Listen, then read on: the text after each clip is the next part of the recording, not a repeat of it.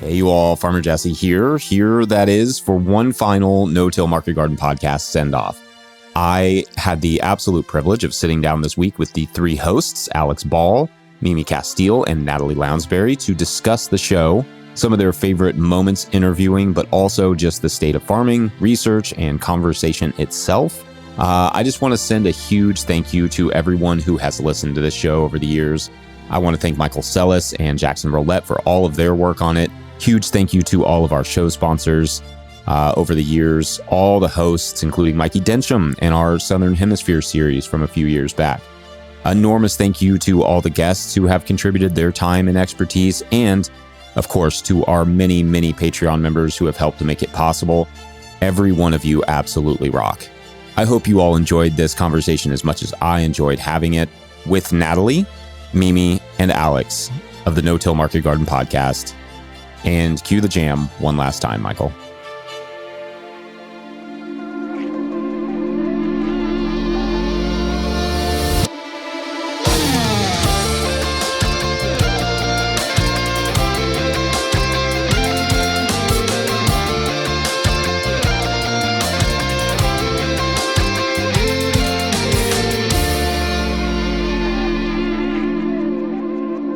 Today's episode of the No-Till Market Garden podcast is brought to you by Farmhand. I don't know about you, but I got into farming to grow food, not spend my time creating pack lists, writing newsletters, responding to emails, or maintaining web stores. If I could spend less time on my phone and computer and more time farming, that would be a win. Enter Farmhand. Farmhand is the only all-in-one virtual assistant built by and for CSA farmers. It takes care of the admin, managing orders, customer communications, and automating tedious tasks so you can get back to doing what you love. On average, Farmhand saves CSA farmers 6 hours a week. That's 6 hours you could spend with your family, out in the field, or simply taking a breather. So, what would you do with an extra 6 hours? Now's the time to get your systems ready for next season.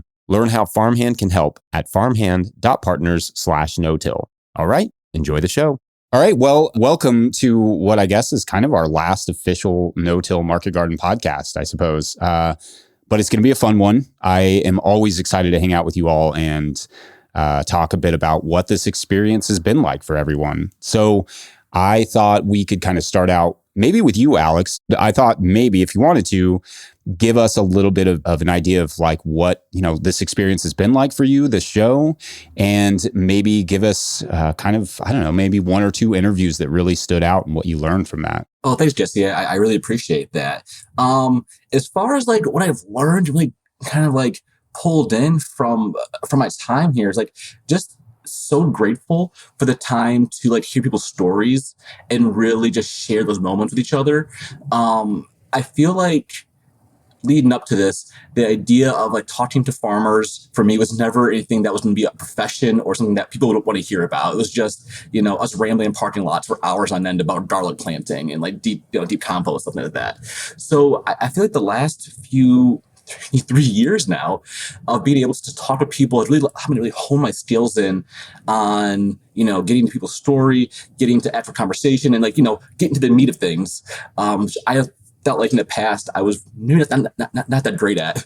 I like to just keep it light. So being able to really talk to folks has been really eye-opening, and being able to really chat with folks, because if folks don't know and they can hear a little bit, I do have a stutter, and I never thought that I would be able to do anything that was involved with like talking in my life. I never thought that I'd be able to even speak with folks and people would want to hear that. So just being able to have a few years of just having my voice heard and talking to other folks was personally very uplifting for me, to just have a little more self-confidence and to really feel like, I have something to say, or I have opinions or viewpoints that are worth something to hear. So just being on the podcast has been just uplifting for me personally.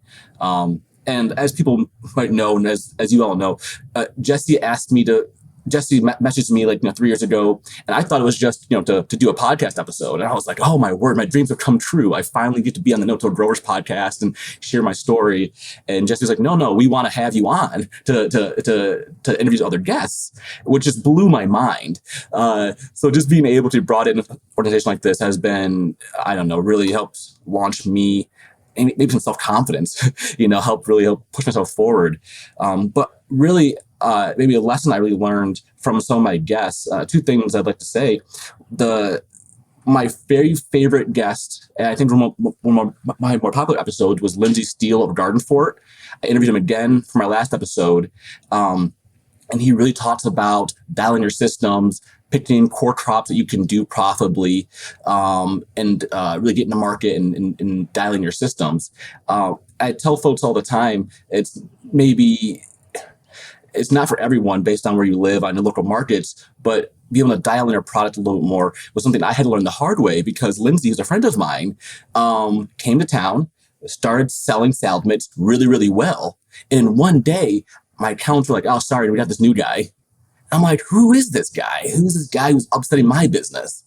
And I got there, started learning from him, and just his model and the way he thought about business helped change the trajectory of my own business. It really helped me to figure out how I was going to settle in, how was I going to focus in and dial into a few products, or a few, products in the sense like either CSA or individual items you grow themselves. Really helped me dial in how I want to run my business. And I don't think I would have gotten there if I didn't have those outside forces pushing on me. And then once they pushed on me, were very willing to share their information with me, and really able to bring me in. So being able to talk to them, really, I think, was a really eye-opening conversation, and really helped grow my business. And then the second interview that really, something that I really learned, and I'm not going to call people out directly, but after almost 30 interviews and talking to all these different growers, the one thing I kept finding over and over again is that growers need to have community they rely on. We need conversation, and we need to have that community around us. And as you know, we're growing. It's spent so much time in the field, so much time at markets or by ourselves. It's really hard to maybe always find time to lock in and be around those people. And talking to growers, I really realized that, man, other farmers struggle with this just as I do. They struggle with finding time to be emotional or to have emotional connections with other people in their field. So doing the podcast really opened my eyes to the importance of reconnecting with local people in my community and making sure I make time to just spend meaningful time with growers who I care about. So I think the whole thing has really showed me, the whole podcast has shown me a real more personal than technical. I learned tons of technical things in the back end, but really, I think it just really pushed in my head the importance of really being close to those around me and making time to hear people's stories, and really, I can grow so much more as a person when I'm really just hearing people and not, trying to talk over them, which is something I can easily do.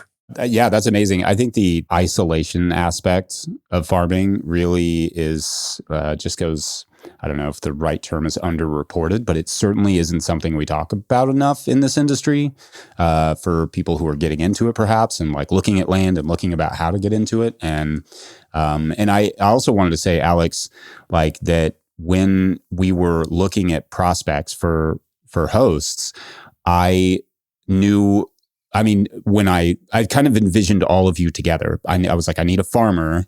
I need somebody who does something different, like something in the perennial realm, but like as a grower that's not necessarily a market gardener.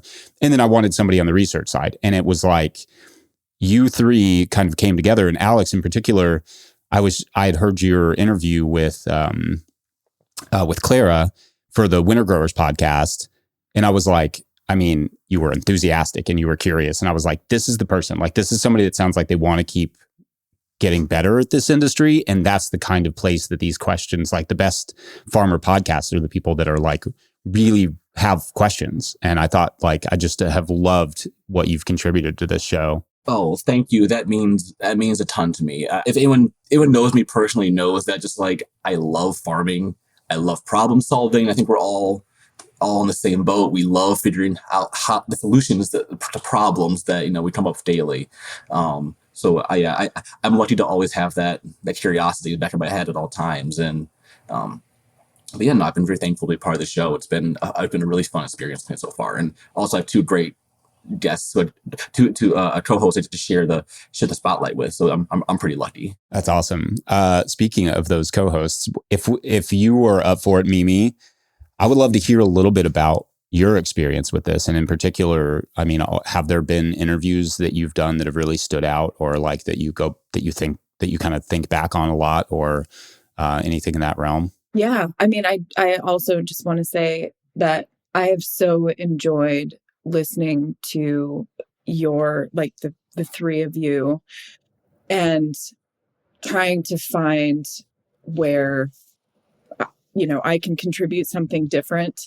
And that was hard. I mean, that was hard for me because I was kind of like, why do you want me? I'm like, you know, wine making, and such a different system. But I would say every interview I've done has helped me kind of identify different things that have been missing for me from the experience that I have kind of cultivated for my own system. And generally speaking, I'd say, I think farming in general kind of draws in people who are pretty inward facing, and spend a lot of time alone, being isolated. And it definitely resonates with me what Alex said about a theme kind of coming through over, the last 3 years, of people realizing at a certain point, you reach your limits even within your own system. You can grow and grow and grow, but you reach your limits when you're isolated from a community. And it got me thinking so much about the concept of community supported agriculture, and what it really needs to mean for farmers to be able to do the beautiful work that they do. And, there were a couple of interviews. One was Jim from Red Shirt Farm, and he shared some very personal sort of insight about his journey. But I have to say, my interview with Jackson was one where it just kind of all came together for me, how hard we work to, kind of stay in the game, and how big of a deal it is to start over multiple times. I mean, a lot of us have had to start over multiple times, and it's kind of incredible. I mean, it makes me think of that poem about how stoic birds are. I can't even remember the poem myself, but that you would devote yourself to something and be so in love with the work that whatever the hardship is, you keep coming back and you keep trying harder, and you double down and you double down. And there was just such a theme of that. And it really kind of broke me open at a certain point, just realizing, wow, it's not just me who's felt this way. It's all of us. And wanting to work harder on that. I mean, I really did start, kind of bringing it up in every interview, and trying to get into people's individual journeys in that, from that perspective. So it definitely resonates with me what you said, Alex. And I feel like that was something I personally needed to find. And this podcast and doing the hosting helped me do that. So I'd say those were definitely two that stuck out. And just Jackson's story, and how devoted he's been to his community, his faith, his family, his farming, whatever that needs to look like, it's so inspiring. And it was really nice to be able to interview him. Yeah. That I loved that episode. I thought that was a really good one. I mean, I've known Jackson for, I don't even know how long now, 16 years or so, 15 years. And yeah, his story is just like a very classic, unfortunate, in some ways, but also fortunate in many ways, story of the modern sort of getting into agriculture story of like, it's difficult and things fall through, and then you have landlords you having to deal with. And I'm like, yeah, it's a lot. And I thought that interview was really special, as well. So I'm glad you pointed that one out, because that would have been one I would have said. And also just Mimi, I thought I'll give my origin story for all of you since I'm doing it. But for you, and I know we've talked about this, but you were on Levi Dalton's podcast. What is it? What is his podcast called? I'll drink to that. Yeah. Doesn't even have the word wine in it. So shouts to Levi. But I was like, she is so funny, and she thinks like all of the stuff that we and brilliant, but like she thinks about all the stuff we're thinking about with ecological farming and community and all these things, but brings it into, winemaking and this sort of perennial production world that we are not that associated with as much as we should be on the annual vegetable side. So I was just like, yeah, this is the perfect addition because we need that perspective. And I thought you brought so much to the interviews. Your wit, I loved the intros were like my favorite thing every time they would come up. I would listen to them multiple times. I just thought I was like, I would never be able to do that. Like it's a specific skill and it hit every time. I loved it. So I can't say enough good things about all of you. And Mimi, you've just killed it.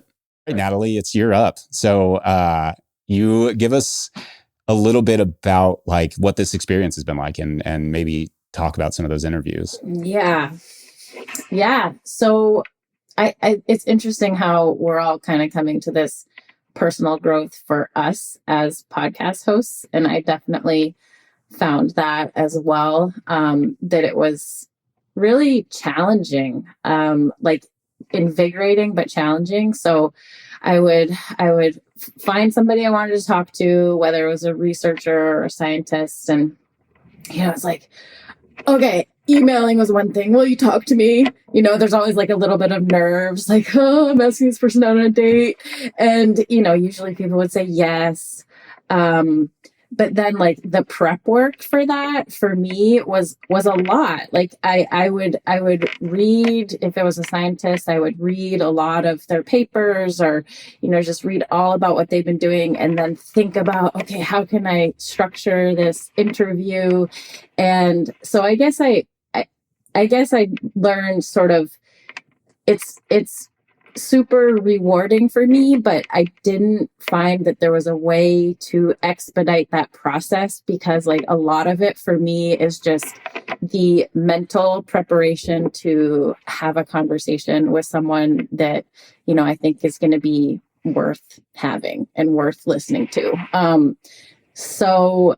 But I think what I learned was there are different styles of doing it. Like I really appreciated, one person I talked to, Ryan Fitzbochamp, who's a farmer who has a lot of grit. They had to overcome, losing their farm and moving their farm. But he was really funny because he was like, how about we scrap these questions that you've written out and you just like give me a word and I talk about it. And that was a really great way to do it. But in general, I would have like, these very, very detailed questions and I would try to stick to it. And I think that helped people to know what was coming in advance. And, they could think about their answers. But I also found that then people would like sort of naturally go into answering the rest of the questions. And I was like, I haven't asked that one yet. You know what I mean? So I don't know. Those were some lessons I learned, just like how much emotional energy for me it took going into every single interview, whether that was evident or not, or whether that's just because I tend to be, an introverted person. But it's kind of the same thing. Like when I go to a conference and I have a presentation to give, like it's a, 30-minute, 45-minute talk. And like afterwards, I think I could go sleep for 12 hours. So that's just kind of the way I am. I don't know how you're doing this daily thing, Jesse. I know like you're not interviewing, but just, I don't know, that amount of putting yourself out there is a lot. But it was also super rewarding. Like I felt like these conversations were just uplifting and, to see what the creativity, the grit for farmers and for researchers. I think research is like, it is gritty to do it. And there's not always an answer, which makes people uncomfortable. There's like, more questions than answers. But I guess I'm getting more comfortable like living in that gooey space of like, yeah, we're just learning and growing. I love that, Natalie. And in fact, and I just want you to know, like all the preparation you did for those shows came through every time. Like I always felt like you kept the conversation going with that person. You always it was just, they were so rich, and I love that. And it was all the nerdy details we were looking for. And then, I mean, you did them on very fascinating stuff. Like, what was the berry one? What was the fruit? Oh, the Haskell honeyberry. Yes. I loved that episode. And I was like, I've not even heard of this fruit. I have no idea what this is. And I listened to it and I was like, this is great. I love this. I just, yeah. And it was like, I think that's one of those things where the preparation and your enthusiasm for it came through. And I remember, to give your sort of where you came onto my radar, was it soil organic matter was the theme of that podcast? Yeah. That podcast slaps. It's the best. So good. It's so good. And I'll make sure that it gets linked in the show notes, because it's just the best. It's a series. How many episodes was it? It was 4. It was 4. Yeah. And that was a SARE project, wasn't it? Yeah. And I feel like that was such a good example of how I work, which I know just doesn't work for everybody, but I just feel like getting as much information out there as possible is my MO. Like, I don't feel like you necessarily need answers, because people are going to, take all the information and they are going to create new things. And I guess that's how I approached my interviews too. Sometimes it is annoying even to me that I don't have answers for things, but I don't know. It's like, this is what we know now. It could change. Right. I mean, I guess I kind of always think of, when it comes to research, I kind of always think of it like arrows. Like, it's like, now we're pointed this way a little bit more, or now we're kind of pointed this way, or now that arrow kind of split. Sorry. And we're going to have to follow both of these arrows. Like, how do you think about it? Like, I mean, you kind of just said it, but is there an analogy you tend to use? No. Fair. I should think about that more. This is why you got to send questions in advance, because I definitely would need to prep that one. I don't know if there's an analogy for research, but I think the hardest thing about research is just to do it long term. Like, farming systems are long term. They're not 2, 3, 4 year projects. And research just isn't designed very well to accommodate that. So I would love to move towards research where that's really what we're thinking about. Yeah, it's interesting. I mean, you mentioned the daily, and like, one of the things that I worried about in the beginning was not having enough subjects.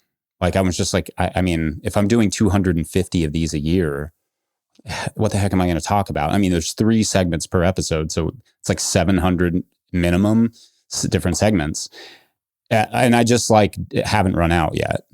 And it doesn't look like that's going to happen. And I think a big part of that is kind of what you were saying about like research and systems, is that farms are incredibly complex. They're incredibly dynamic, and they just have so many different elements you could talk about or really drive into. And I mean, I think like the research is so important because it illuminates areas that because there's so many, like, we need information about so many different aspects of this business to really make it functional, and where we are missing,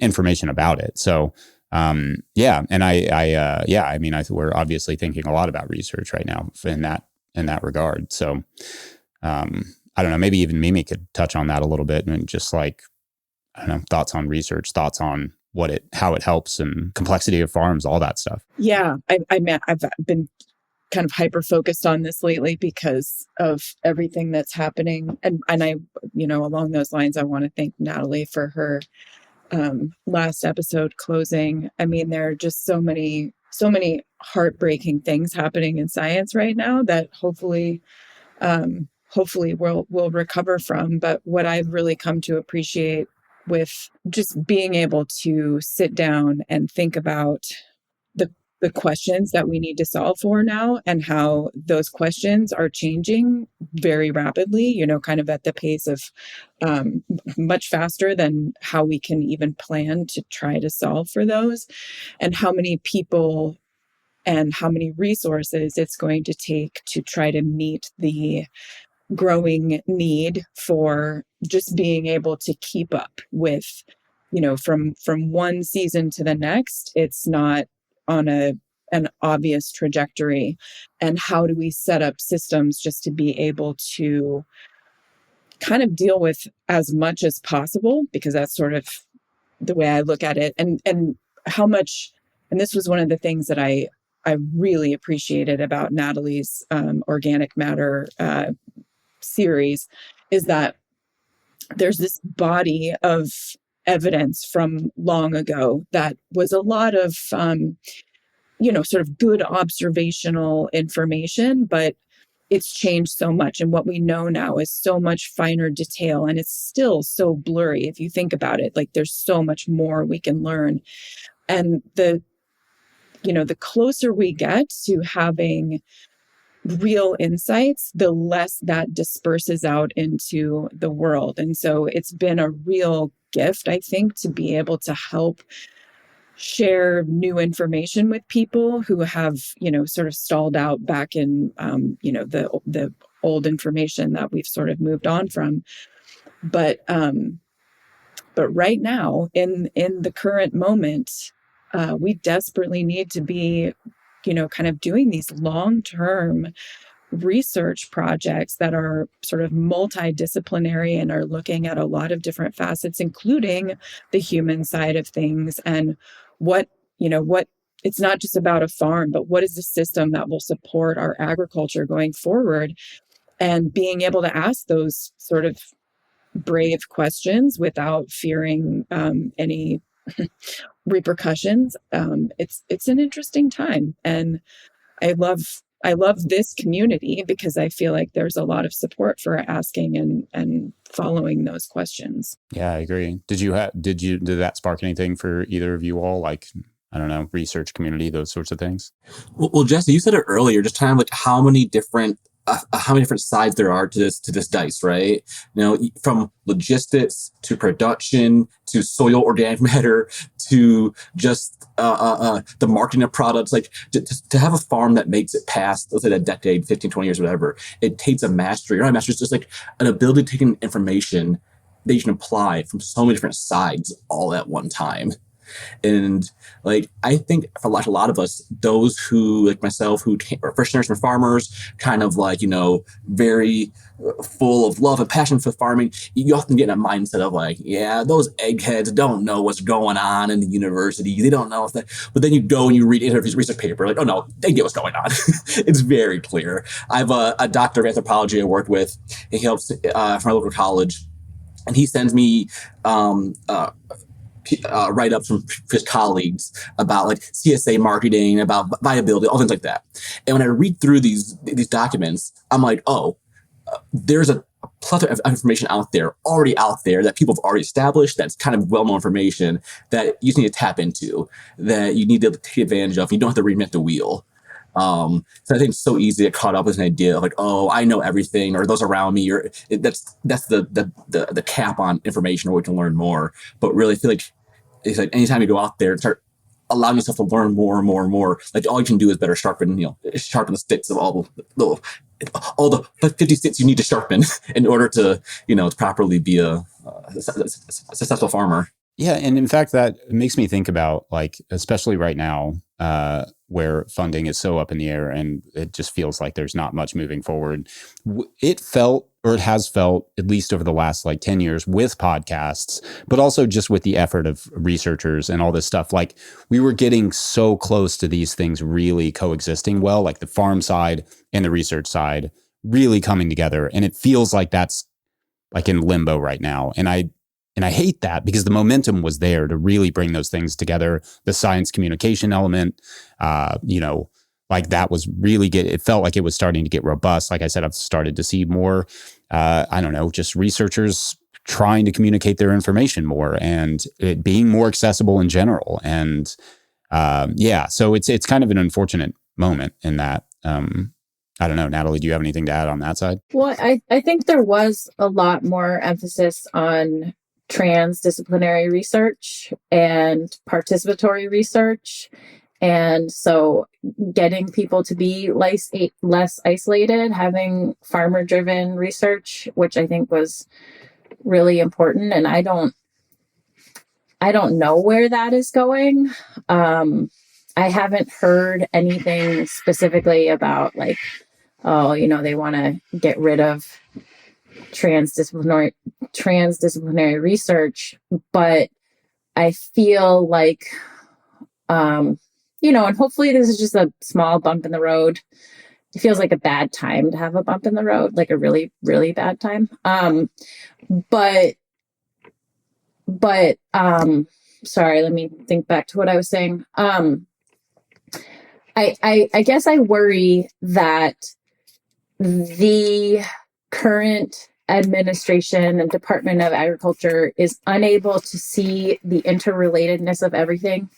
And so what they see is agriculture is agriculture. The environment is the environment. These two should not interact. And it's like, well, they do, and they are interconnected.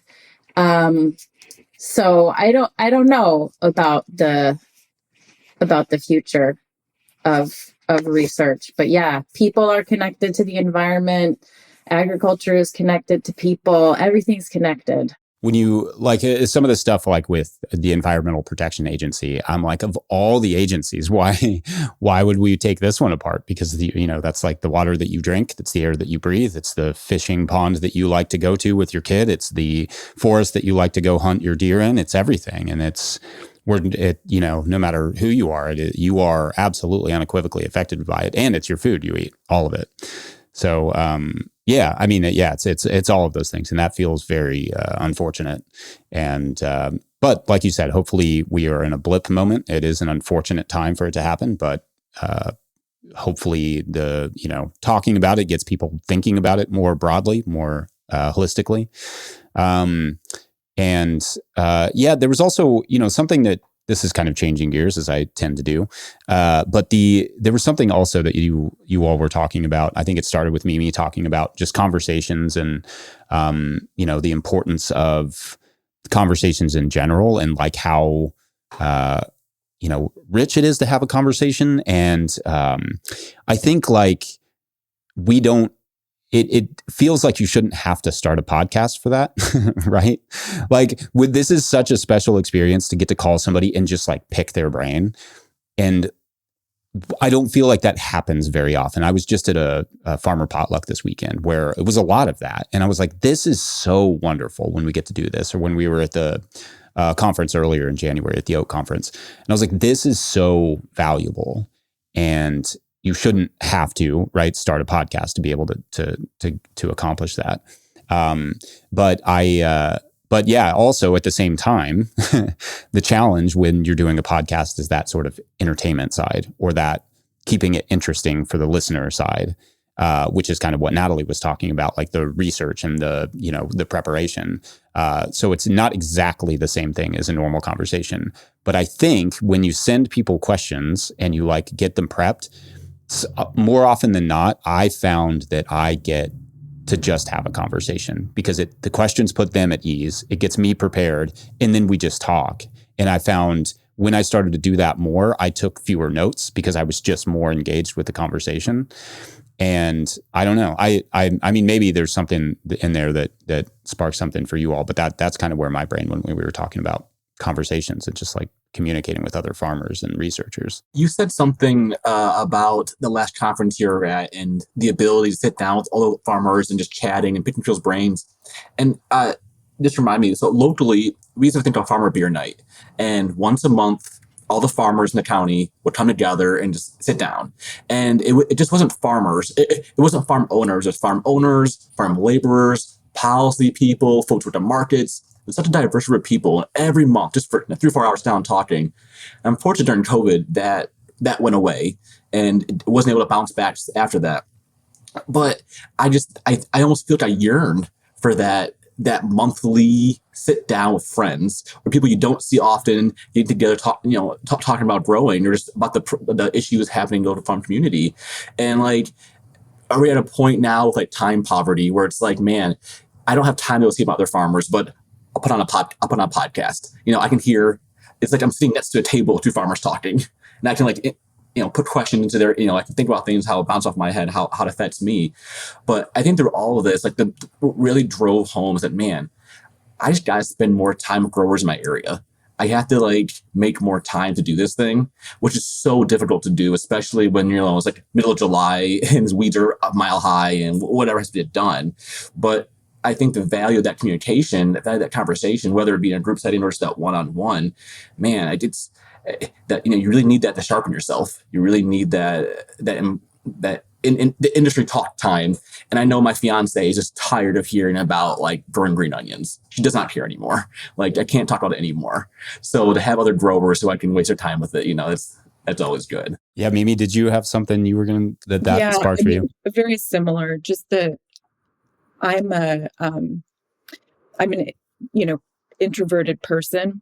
It's not that I can't, get into it, but I think that, a lot of farmers, we really kind of hide in a personality type. And that's not a criticism. I'm the numero uno there. But what I've really come to appreciate is that the way we live now allows us to sort of sink deeper and deeper into ourselves and deeper into these sort of, so self-isolationist systems. And there's something so critical to codependency, in a community where you start to realize how you can't do everything by yourself.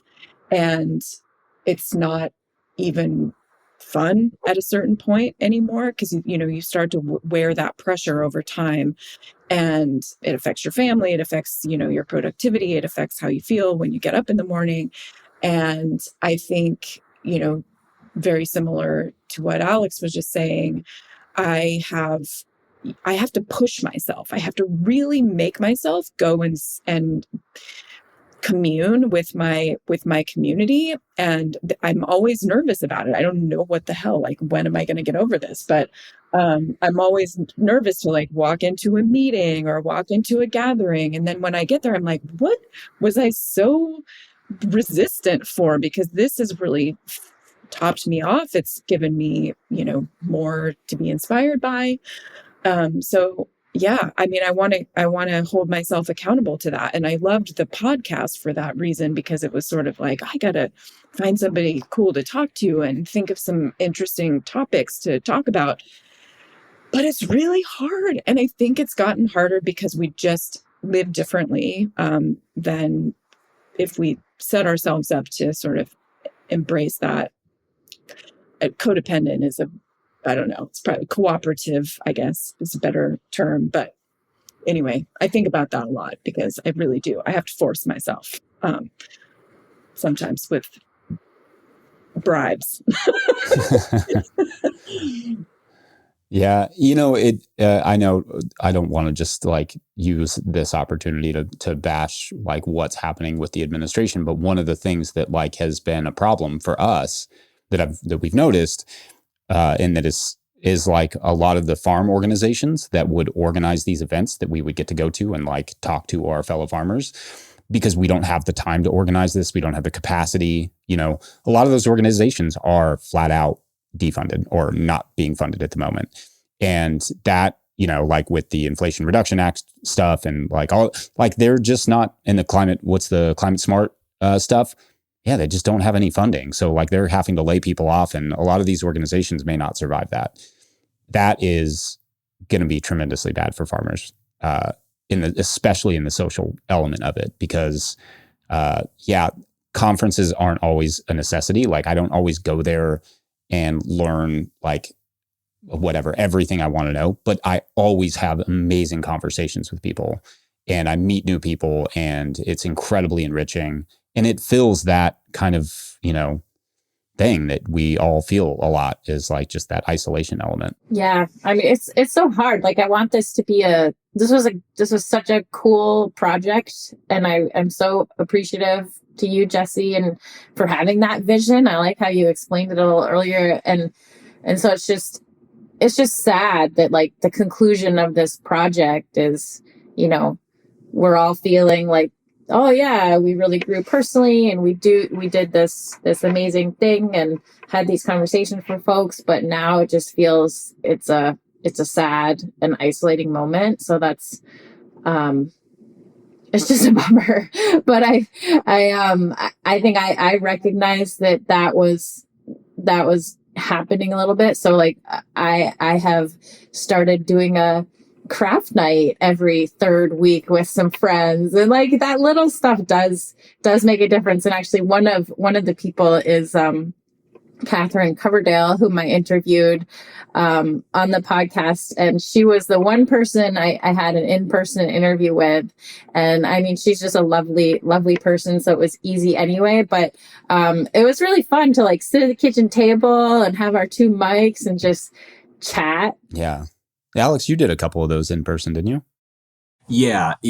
I was, like I said, off mic earlier, like most of my interviews were like 3 hours long. It's an hour of like pre-talk, like creating a relationship, an hour of actual interview, then an hour of like emotional, like real talk at the very end.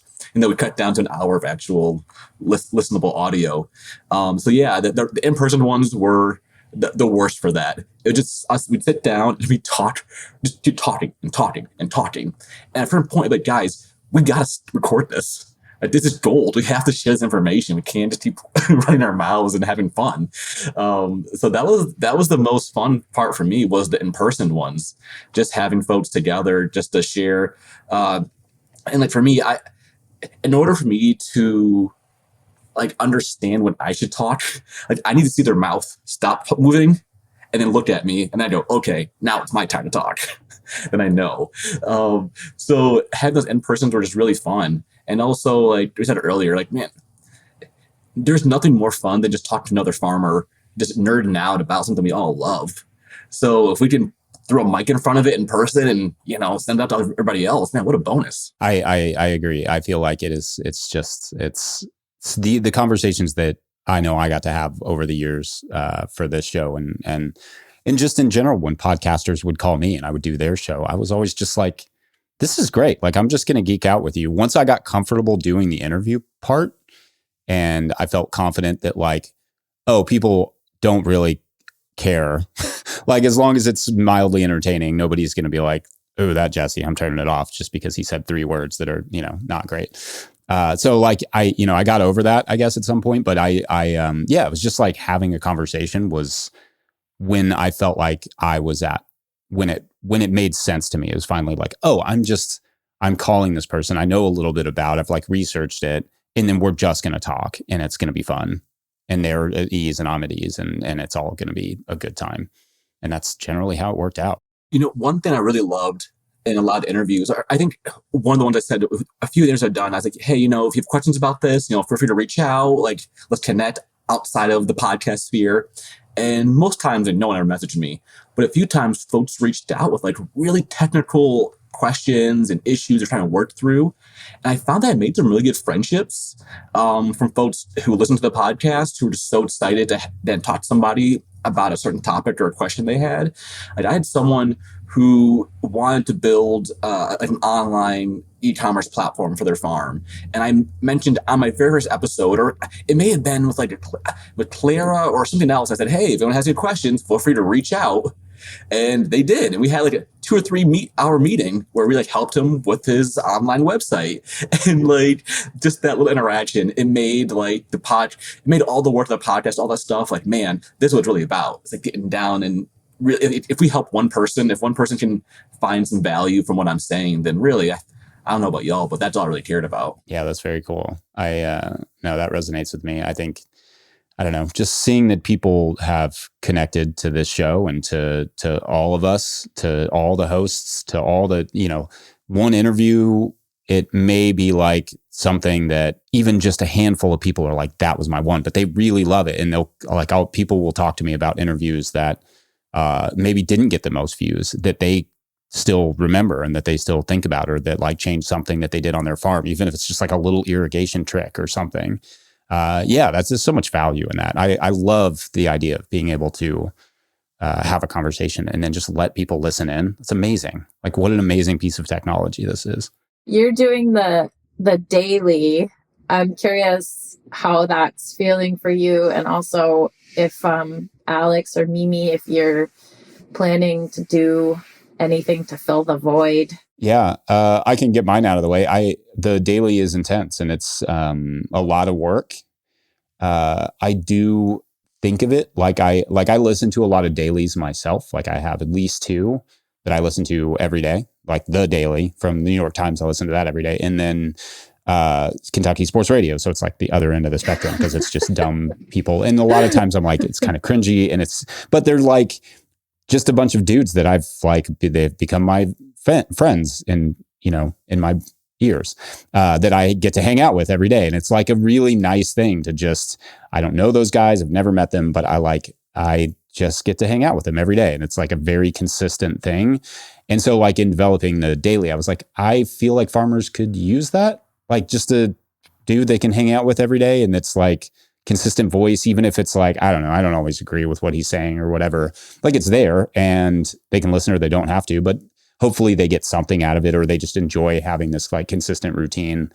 I think that is the value of a daily podcast. Now, the challenge of it is that, like it's a lot of work, but we didn't get our, I will have to inform you. We're going to bring it up towards the end, but right now we didn't get our Sarah grant. So, we're just going to keep rolling, and we hired a editor, and that's great. Like we can afford to do those things, but yeah, unfortunately, like our last gasp, I guess, to like kind of do more was that. So, and that kind of fell through, unfortunately, but we feel hopeful, like the daily's going well.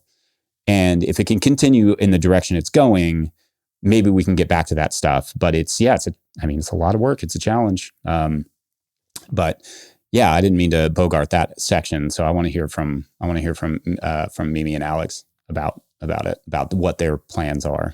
Before we go on, Jesse, how do you handle like interacting with listeners, or like maybe a podcast is different, but YouTube, that's a pretty different beast. And you have direct feedback from folks, and you hear a lot of, like you said, people might not agree with your opinion. So a lot of, how do you handle that? It's actually easier in the daily because it's so much, right? Like it's just like when it was harder, I think, when I would just put up a single YouTube video a week. And you're right, YouTube is just harder. Like when you put a podcast up, it kind of just goes into the ether. And I think Natalie's talked about this before, where it's like you put it up and then like you'll be walking down the street or something, or you'll be at a conference and somebody will be like, I loved that episode you did. Like that's the feedback loop is very slow. Whereas in YouTube, it's like instant. Our podcast went up like 20 minutes ago and I haven't checked in on it. But I'm sure there are already comments there. And some of them are probably like, Jesse, you're an idiot, which is fine, I think. But like the more you do that, I don't know, you just kind of get used to it. And sometimes it also, I don't know, criticism is complicated because sometimes people are right, even when they're wrong about how they tell it to you. And so you have to kind of parse through it a little bit, and you don't always have to read it. You can just be like, I don't know, this person's just having a bad day. Like I've got a couple people who listen a lot, like listen every day and complain all the time. And I'm like, if I can't fathom spending my time listening to somebody I didn't like I don't have that time. I would do anything else. I would do anything to have extra time like that. But I mean, if it must bring them something. So I don't know. But I don't know. I think it's hard. I think it's always hard. There's always a human being on the other side. And, I think you get more used to it, but doesn't feel good. It never is like, oh, great, another person telling me I'm an idiot or telling me I'm wrong or telling me, like whatever. It's weird. It's weird. It's a weird world that we live in. And I kind of wish people would accept that who you are online is a real person and it really does affect other people. I guess I've grown tough skin, but it's just like, I don't know. It's not easy to live in tough skin, right?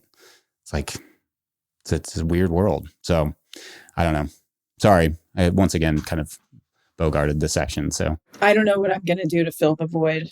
I mean, it's not to say that I ever had time for anything that I do in the first place, but I think about just what I got out of doing the podcast and how whether it was having to read a bunch of papers or go and research somebody's background or whatever it is, that I love that. I mean, it really scratches an itch for me. So, I mean, I thought about starting a journal club or something like that where, we read papers and then come together and share. But as far as like putting it out there for people and what you all did, Jesse and Michael and Jackson and everybody behind the scenes, I'm so kind of in awe of what it really took to make that all happen and how high level it really, really is, because I just sat down and recorded stuff in a very bumbling manner, and it always ended up sounding really great and professional. So whatever I do to fill the void, it will be unprofessional and not put out into the world so that people can listen every day and complain about it. I'm not looking to be that medium for somebody's need to come, the peanut gallery, to come out and start hucking raw chicken at me. So, but it's everybody's got their thing, right? Natalie, you want to join my journal club? Yes, definitely. What are you going to do? Alex, are you going to keep going? Are you going to keep yours going? I don't know. I think, I don't know. I think I see, like, I want to maybe broaden what I'm talking about. Like, recently I've seen locally kind of a lot of young people who want to feed their communities but don't know what route to take. Like, when I started farming, I was only 18, 19, and I saw a lack of food access and said, oh, I should grow food. But the deeper I got into the community, I'm like, oh, if you want to increase food access, there's 10,000 things to do before you start a farm, right? There are 15 other businesses you can do, 15 other nonprofits you can do before you like go and buy land and start ripping the ground up. So I feel like maybe some type of, I don't know, a guide or something, or a Substack, something to help other young folks getting into food. Be like, hey, listen, you have a real passion for food in your community, but you honestly have like 6 months before you go back to school. Don't start a farm. Go volunteer at your local, at local nonprofit that's recovering food and giving it out to people in your community. So like, I wish I maybe create a resource, something that I wish I had.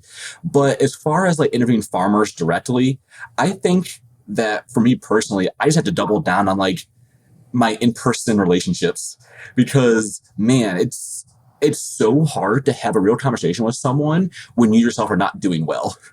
And I've talked about other podcasts, but we sold our farm after a huge flood, moved properties, and through all of that like turmoil, stuff like that, like I wasn't in a great mental space. Like in my head, I just wasn't in a good spot.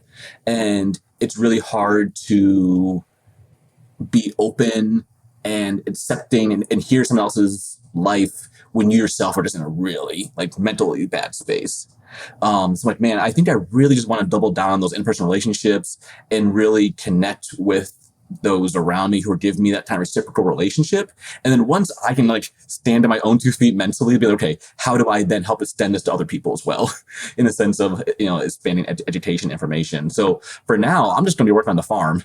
I got to redo this mobile farm trailer and do all this. I am, yes. It's great for for a audio medium, the video. So yeah, I got to rebuild this whole farm trailer and then launch that off and try to survive this season. So I think this year, with everything going on, with all the federal funding cuts, and we got hit pretty hard by that. So I think this year is going to be us kind of like, locking in, making sure that we stay here another decade. Because we all know easily in farming, 1-2 bad years can really knock you off the pedestal. So I'm really trying to just like maintain my own self. And it seems like when things calm down a little more, I'll be able to have enough capacity to actually help those around me. Natalie, you kind of touched on it, but what's next for you? Oh, well, it's interesting. So I think like when Alex was talking about that sort of more local, people who want to help with food access, and it sparks in my mind this question of audience, which I've been thinking about a lot in terms of material. And so, like coming into the podcast, like you had such an established audience. Like that was really the reason why I was like, I can't say no, because you have so many people listening to this. And if I really want to reach people and make a difference, like this is an incredible opportunity. And you had built up that audience. And so thinking about what's next for me, if I were to do a podcast in the future or something, it's like, well, who is my audience and how do I build it? And so I love Alex's idea of, having something be a little more local, maybe, or targeted at, people who want to do a specific thing, even if it's not like farming, but it's sort of the topic of food access. And so I've thought a lot about audience and then a lot about how you organize things. And so like Jesse, I feel like you have enough of a personality, unlike the rest of us who are bland. No, but you have people who are interested in what you have to say, and then you have this topic of the small scale no-till. So you're sort of topically and like your personality that sews together your show. And I've thought like, well, would it be a topic like soil organic matter, nice bundle that up and put it out there? Or is it more about just people I think are interesting who are doing cool things? And so I just don't know how I would organize it. Who's my audience? I have so many ideas for things that would be cool. I have zero time. But yeah, that's where my head is. I think that it's just like such a powerful way of sharing information and good vibes. But I don't know how to take the next step. Yeah. And I should say though, and I don't speak for the audience, but I'm going to do it. They would all tune in to whatever any of you all do again, and we will make sure to promote it heartily and heavily. And all of you are so incredibly brilliant. It's been such an honor to be able to work with everyone and to get to hear your podcasts and hear what subjects you chose and what you were interested in. And I know how much work each one of you put in. And and I know everybody listening feels the same way. Like it's been an incredible journey. I mean, this show has been going, would have been like in November would have make 8 years, I think. So yeah, it's been I really appreciate you all like continuing it on. And, I just can't say enough about like how, honored I am that all of you said yes and gave us such amazing information. Well, Jesse, thank you. So thank you all. Thank you, Jesse, for bringing us on board, and not only for inviting us to be part of this organization you built, but also for 8 years of like amazing interviews that like I feel like many other small growers, when you came on the scene with the podcast and the content, we were like, oh, finally something that's dialed in for us. And that felt really, really good. So I really personally appreciate all the work you and Jackson did, and everyone else behind the scenes as well, who just killed it. Yeah, I mean, I should give credit to Jackson. He did an enormous amount of work to get this thing going, and has been, continues to be, and will probably always be, such a huge help and such a huge supporter of this movement. And yeah, he definitely deserves his flowers too. Jackson was like the nicest counter dialogue to my mean internal dialogue when I'd be like, you screwed it up again, and Jackson's like, it's all good. Yeah, we'll do the best with what we got. Or like when Mimi started erasing the entire Dropbox and was like episodes were disappearing as fast as they could be uploaded. He was very, very chill about it. Also, Yeah. my very first 3 episodes, so I recorded all 3 of them, and then somehow like the SD card got like damaged, and I lost them all. And luckily my fiance like found some program and like somehow recovered what she could from these 3 episodes. But like I remember being my very first 3 episodes of the show and being like, no, what have I done? I've ruined the network. I'm a failure. Well, I mean, yeah, especially coming from the background being that I started the podcast like recording in my like on my iPad it's an older iPad, but yeah, just literally like on my iPad, my voice calling people in my walk-in cooler, like the standard was set. So the bar started so low and like we could all just do what we wanted to do. And Jackson came in on board on that and was just like, okay, well, we're going to make this work for farmers because, none of us are, I definitely didn't go to school for audio engineering or anything like it. So yeah, we're just making do and everybody did an awesome job. It's a good family.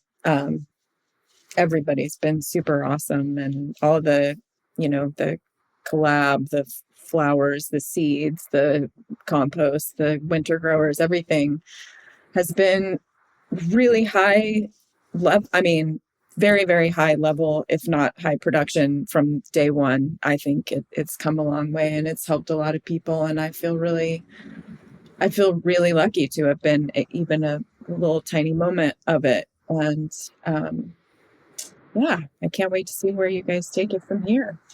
All right. Well, let's all stay in touch, and we will make sure that no matter what you all do, that we'll let the audience know about it over and over and over again. So I just love all of you, and I appreciate all of your time and that you've put into this project. And like I said, it's just been such an honor. For us too. Thanks. Yeah. Jesse. Thank you so much, Stay Jesse. in touch, definitely. Stay positive. Yeah. Likewise. Hang in Keep on farming, right? Yep. That's right.